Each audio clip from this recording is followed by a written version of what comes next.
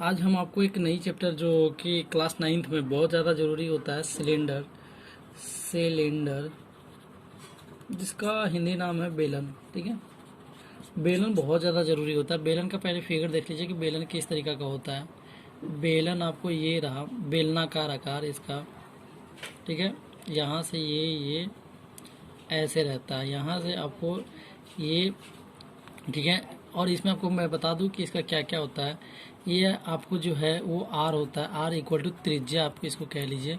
ठीक है, और ये जो है वो हाइट होता है, और ये जो होता है वो त्रिज्या ही होता है, आर ही होता है। ठीक है, तो हम आपको इसके बारे में फॉर्मूला के बारे में बता देते हैं कि बेलन क्या कह रहा है कि बेलन का वक्र पृष्ठ का क्षेत्रफल क्या होता है। बेलन का वक्र पृष्ठ का क्षेत्रफल क्या होता है।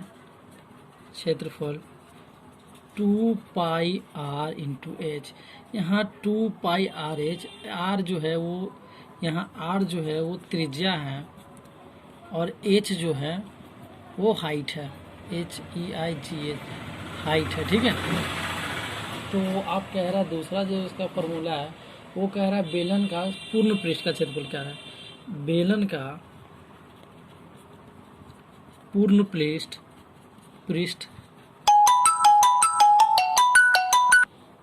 तो बेलन का पूर्ण पृष्ठ का क्षेत्रफल कह रहा है कि क्या होगा क्षेत्रफल। तो आप यहाँ से देख सकते हैं इसका जो होगा वो 2πr/r+h।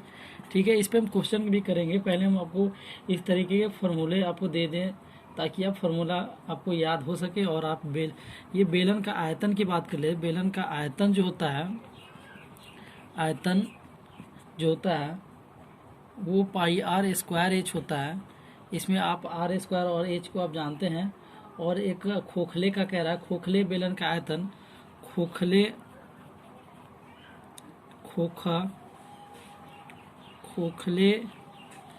बेलन का आयतन पाई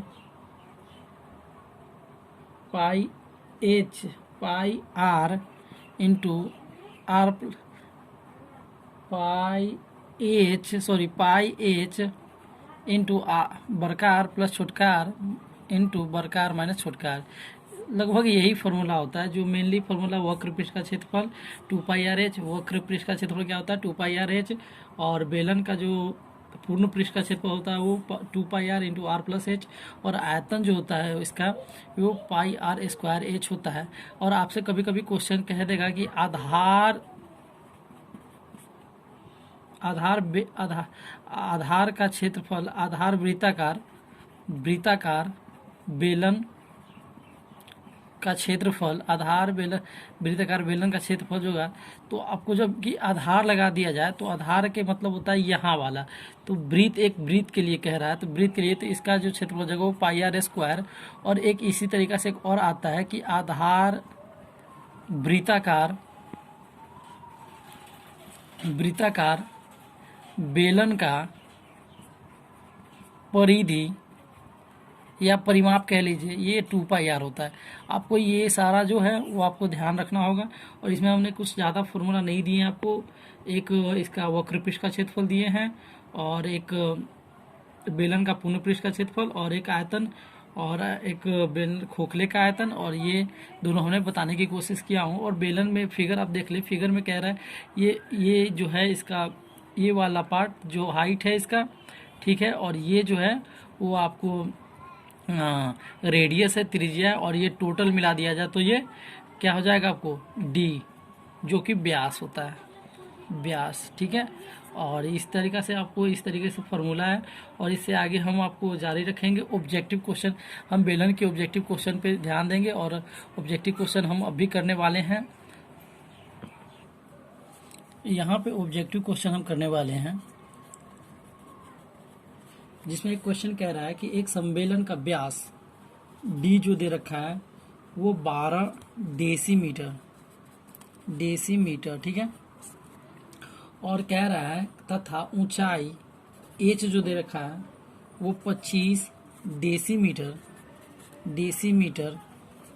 ठीक है, तो कह रहा है आयतन क्या होगा। तो हम पहले क्या कर लेते हैं, इसमें फिगर बहुत ज़्यादा ज़रूरी होता है। अब फिगर को ध्यान से करना पड़ेगा। फिगर जो है आपको बहुत ज़्यादा ज़रूरी, इसमें मेंसुरेशन में फिगर ज़्यादा मांगता है।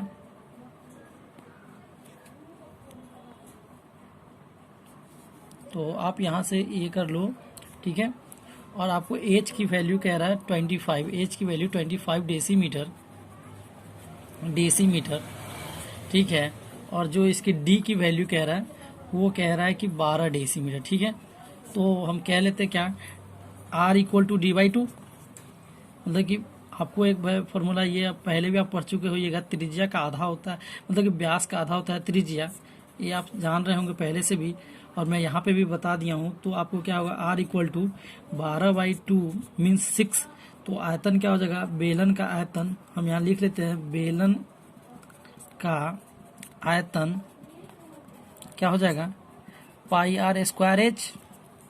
पाई का आपको वैल्यू मीन्स आपको पाई का वैल्यू रखे तो पाई, अगर पाई में रखना चाहते हैं तो पाई में रखें, और पाई में नहीं रखना चाहते हैं तो आप इसको चेंज भी कर सकते हैं। हम सोच रहे हैं कि पाई से शायद कोई कटने वाले नहीं है, तो मैं पाई का नहीं रख रहा हूँ। तो आर स्क्वायर 6 का स्क्वायर इंटू 25, तो पाई इंटू 36 इंटू 25। अब 36, 25, 6 पंचे 30, 3 5 15, 3 18, 6 दूना 12, 3 दूना 6, 1 7, 0 10 9, ये आपको आ जाएगा 900 पाई। इस तरीक़ा से आप ये आयतन जो होगा आपको क्या हो जाएगा, डेसीमीटर क्यूब, डेसीमीटर क्यूब, ठीक है। इस तरीक़ा से आप इसको निकाल सकते हैं। इसमें दूसरा क्वेश्चन कह रहा है आपको कि यदि किसी ठोस समलंबवृत्तीय बेलन का आधार का व्यास, जो आधार का व्यास है मीन्स ये वाला व्यास, ये वाला डी जो टोटल कह रहा है, वो कह रहा है कि 14 सेंटीमीटर है, ठीक है। और दूसरा जो कह रहा है कि ऊंचाई इसका जो है 5 सेंटीमीटर, ठीक है। और इसमें क्या रहा है कि इस दोनों जब देने के बाद ये कह रहा है कि वक्र पृष्ठ का क्षेत्रफल क्या होगा। तो हम पहले क्या करते हैं, आर निकाल लेते हैं। तो आर इक्वल टू क्या हो जाएगा, ये क्वेश्चन है, ऑब्जेक्टिव क्वेश्चन पे हम बात करते हैं, बेलन के ऑब्जेक्टिव क्वेश्चन है। आर जो हमारा हो जाएगा क्या, डी बाई टू, तो ये हो जाएगा आर इक्वल टू 7 हो जाएगा, क्योंकि यहाँ डी दे रखा है कि 14 सेंटीमीटर। एच हमारे पास पता है, एच जो हाइट हमारे पास, ऊंचाई जो 5 सेंटीमीटर है, इसीलिए बेलन का वक्र पृष्ठ का क्षेत्रफल, वक्र पृष्ठ का क्षेत्रफल जो कह रहा है वो क्या हो जाएगा, 2 पाई आर एच, ठीक है। तो क्या होगा यहाँ पे 2 इंटू पाई की वैल्यू आप जानते हैं, पाई की वैल्यू 3.14 या 22/7 होता है। तो 22/7 इंटू आर आपको दे रखा है 7 और एच दे रखा है 5, ये 7 से 7 कट जाएगा, 22 दूना 44, 44 पंचे 5 चौका 20, 2 5 चौका 20, 2 22 मंस, इसका जो हो जाएगा 220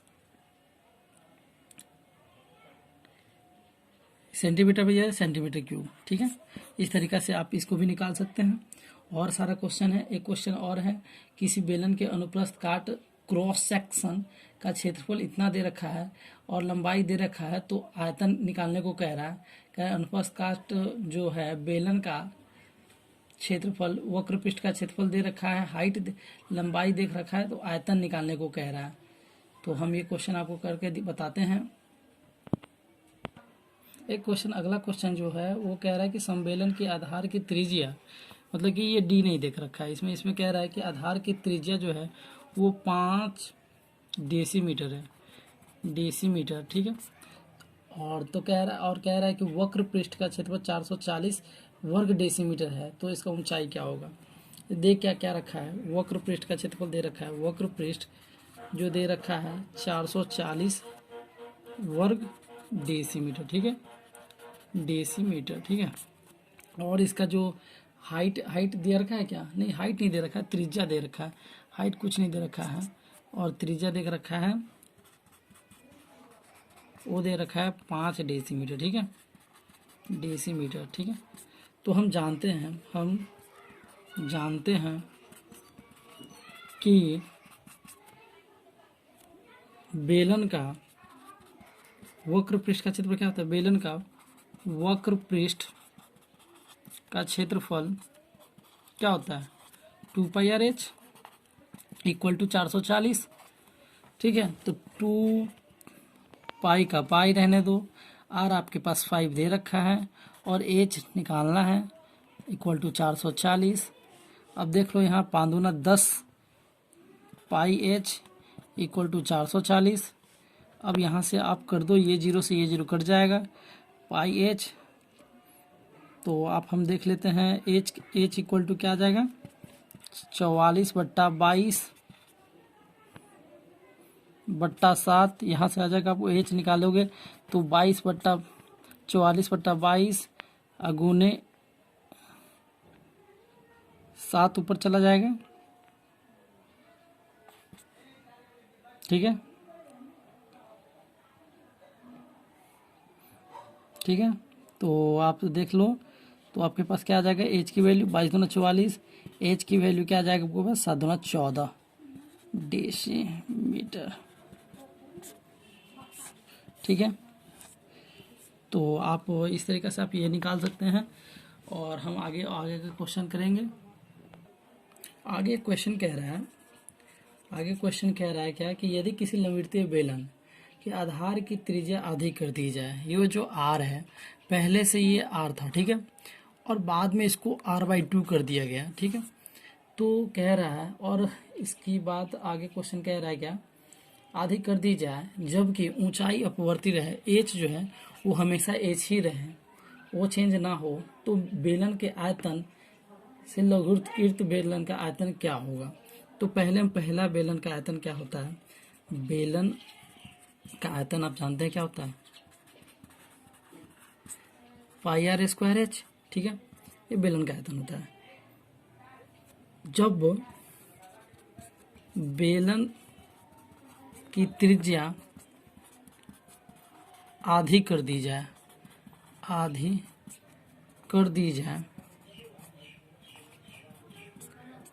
तो ये आर जो होगा r/2 के बराबर हो जाएगा। तो यहाँ पे इसका जो क्या हो जाएगा, आयतन क्या हो जाएगा, आयतन पाई r/2 का whole square into h means πr²h/4। ठीक है, अब लास्ट में कह रहा है कि दोनों का अनुपात क्या हो जाएगा, अनुपात क्या हो जाएगा इसका। तो हम पहला बेलन मेरे पास πr² था, दूसरा हमारे पास πr²h/4 आ गया। अब इसको आप करोगे तो πr²h/πr²h मल्टीप्लाई 4, ये कट जाएगा 4/1, इसका जो अनुपात आ जाएगा 4/1 आ जाएगा। इसमें ऑप्शन भी दे रखा था, हम आपको ऑप्शन से भी मैच कराते हैं। ऑप्शन नंबर 1 दे रखा था क्या, 1:2, बी ऑप्शन दे रखा था 2:1, सी ऑप्शन दे रखा था 4:1 और डी ऑप्शन दे रखा था 1:4। आप मैच कर लो, 4:1 कौन है, ये वाली है। इस तरीक़ा से आपका आंसर ये हो जाएगा। आगे का एक क्वेश्चन कह रहा है आपको क्या कि एक 14 सेंटीमीटर लंबे एच जो दे रखा है वो 14 सेंटीमीटर दे रखा है। कह रहा है लंबे वृत्ताकार संबेलन का आयतन जो देख रखा है, संबेलन का आयतन 11 सेंटीमीटर। ठीक है, तो कह रहा है क्या, आगे क्वेश्चन कह रहा है कि किनारे पर बनाए गए घन के आयतन के बराबर है। तो बेलन का आयतन हम जानते क्या है, घन का आयतन क्या होता है, घन का आयतन AQ, घन का आयतन AQ तो जानते हैं AQ हो गया। तो हम जब इसको आप 11 × 11 × 11, ठीक है, तो 11 121, 121 से 11 में करोगे तो 121 और ये आ जाएगा 121। ठीक है, 1 3 3 1 1331 आ जाएगा आपको, ये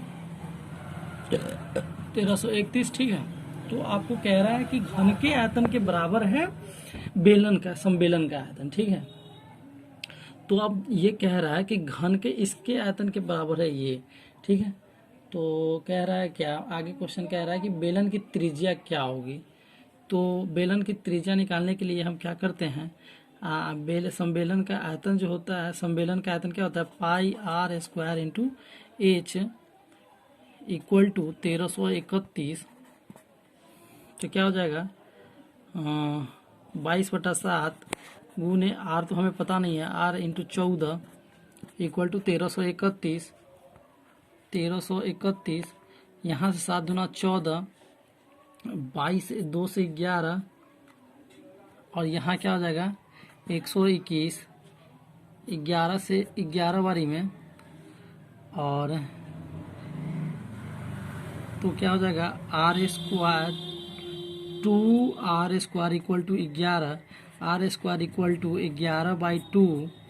तो r का जो वैल्यू हो जाएगा √11/2।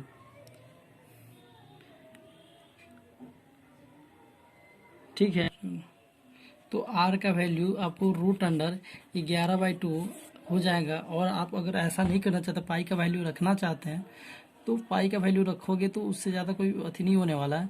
बस आपको पाई का वैल्यू रखोगे तो पाई में मान आ जाएगा और क्या, कुछ नहीं चेंज होगा।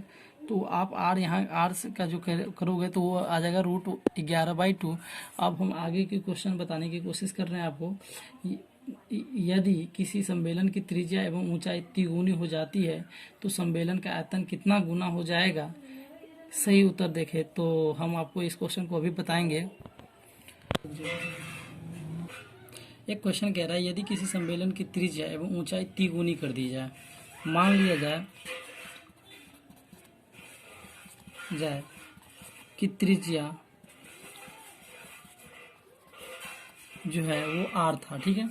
r के बाद उसको क्या कर दिया गया, तिगुना कर दिया गया, 3r हो गया होगा। अगर तिगुना करने के बाद फिर कह रहा है क्या कि ऊंचाई भी तिगुना कर दिया जाए। पहले वो h रहा होगा, फिर वो 3h बन गया होगा। तो कह रहा है हो जाए तो सम्मेलन का आयतन कितना गुना हो जाएगा। पहले सम्मेलन का आयतन, बेलन का आयतन होता क्या, बेलन का आयतन क्या होता है, क्या होता है πr²h, ठीक है। अब कह रहा है कि जब r 3 गुना और h जो है 3 गुना हो जाए, जब त्रिज्या एवं ऊंचाई तिगुना कर देने पर, तिगुना कर दिया जाए